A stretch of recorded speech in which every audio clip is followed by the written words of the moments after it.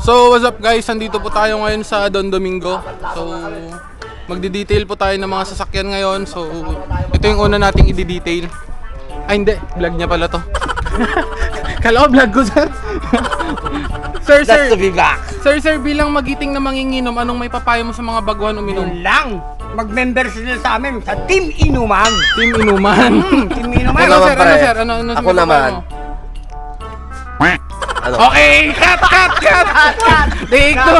I-edit ka naman yan. Kalimutan i-edit mo. Edit mo, cut! Kalimutan yun na yan. Ako naman, tagatanggap lang ng membership fee. Ay, no. Balik ko na nga doon. Magulo kayo. Good day mga idol, papunta nga pala tayo sa isang client natin today kasi magpapabuff daw siya ng kanyang kotseng BMW 1998 model kasi may show daw sila kinabukasan kaya pupuntahan naman natin ngayon. Ibabalik lang natin sa dating alindog or dating kintab ang kanyang kotse. Kasi nauuso na naman ang 90s car ngayon at ang dami kong nakikitang 90s car ngayon sa kalsada at ang sarap sa mata. Let's go! Morning, boss.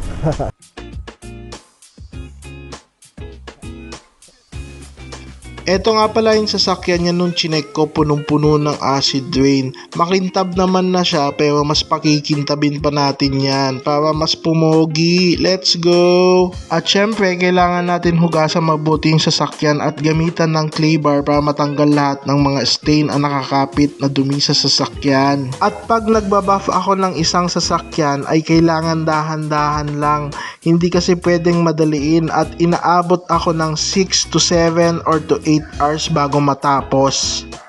Solid din nga pala yung mga tropa natin dito kasi habang nagtatrabaho tayo, meron naman silang inuman session. Kaya ang sarap magtrabaho pag may nanonood sa'yo. Let's go! Almost done na din nga pala tayo mga lodi at ito yung ginagamit ko, ang Bannywink Graphene Coating. Let's go!